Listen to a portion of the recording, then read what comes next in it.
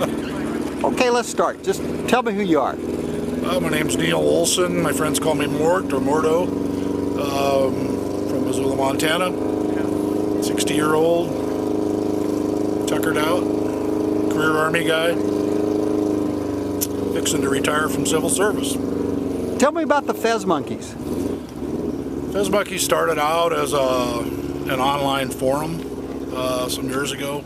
It was an offshoot of another online forum club called the Gridiron Rebels, and like a lot of organizations, it just sort of splinters off and becomes different things, and that's where the Fez Monkeys came from. And it was just sort of a joke. It was we like to use signature pictures that had Fez Monkeys in them, and that was one of the things that just stuck about us. So it became a joke. So we are the Fez Monkeys, and whereas the Gridiron Rebels now is more about road bikes and cafe culture and hooligan British riding of the day.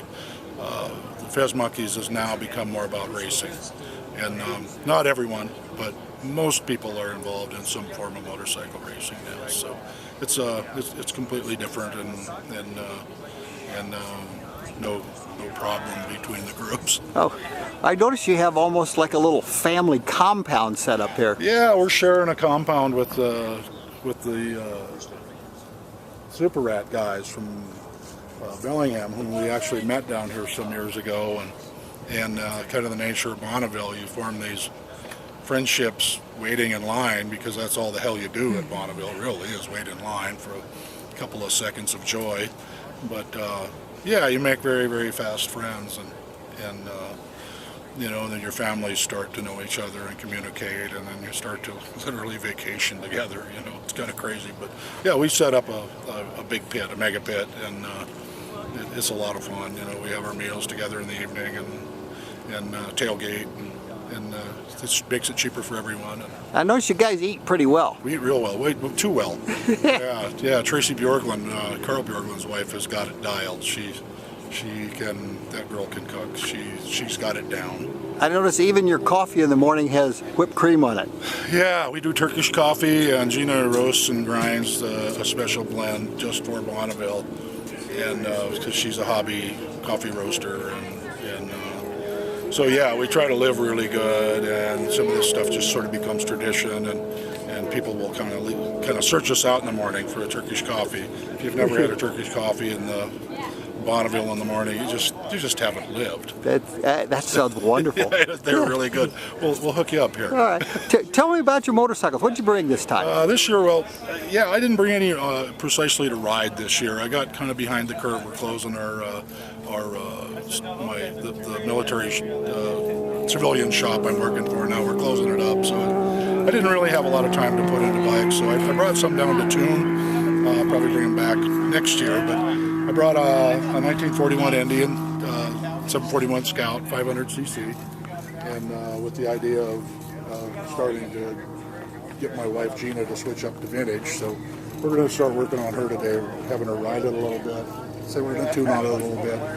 Come back next year with a little better idea of what we're going to do. And then I brought a 1920 Harley Davidson Model J that likewise I bought for me.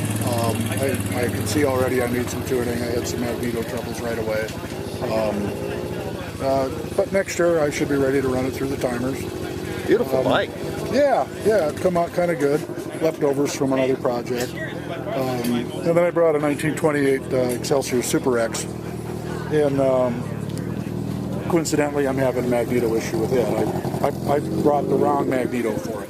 It's wrong rotation, so it'll run like a champion on one cylinder. But so we're not too worried about it. I'm actually a little fearful of that bike. That if I break it, I may not be able to replace it very easily. It's leftovers from another bike, and was able to build a Salt Racer. So I thought, well, they still look nice. I'd get them all three down here, play with them a bit, get some nice pictures, and next year come back with a plan. We also brought a 1963 Honda 305, and that's what my grandson Tanner, who's 16, he rode that. And he started out at 13 years old on a 1948 James 125, which was a handful because it was a tank shift bike, and he's really liking taking the bikes that were never meant to really go fast. He likes that whole ethic of making them go fast and trying to double whatever it was or more the standard Wow. standard mile per hour it came with. But he's a young man that is now wanting to go much faster. So next year I think we're going to have to get him on something that'll bust a ton. You know, to keep him cool. happy, keep him interested. Yeah. So, yeah. So give the name of your group again. It's the Fez Monkeys Motorcycle Club Racing. We are diverse. We got people riding Hayabusas. We have people riding BMWs. We ride Triumphs, modern, vintage, whatever you got. We just enjoy it, and we've got 3 world records out of our camp this year.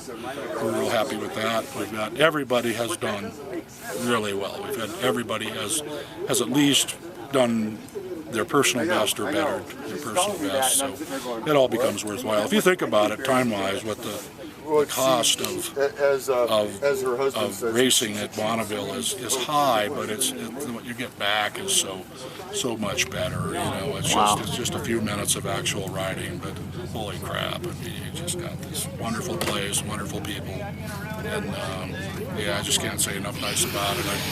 I'm fearful that something will kill it. You know, that either the mining or financially, Delvine Manning won't be able to handle it anymore. If that should happen, I think you're going to see all these racers start digging into their pockets and make damn sure it happens. So we want to keep this and hope it goes on. I want my grandchildren to be able to continue this, and we're working on that. I've got a 14-year-old granddaughter that will be starting next year, and then several more grandkids after that are going to be racers and girls and boys and yet again Bonneville, girls and boys, it's pretty equal here. So yeah, it humbles all. Well, thank you, Mort. You bet. Appreciate it, my friend. Bye bye. Yep. I work for